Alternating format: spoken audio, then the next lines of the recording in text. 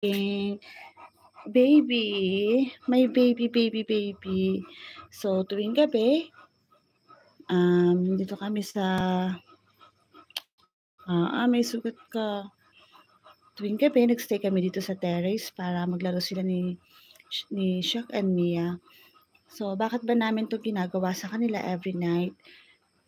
Kasi meron na silang body clock na tuwing hapon ay nagkikita-kita kami dito sa terrace para maglaro. So, para sila ay bago matulog, hindi na sila magsisira ng mga gamit o kaya ngangat-ngat.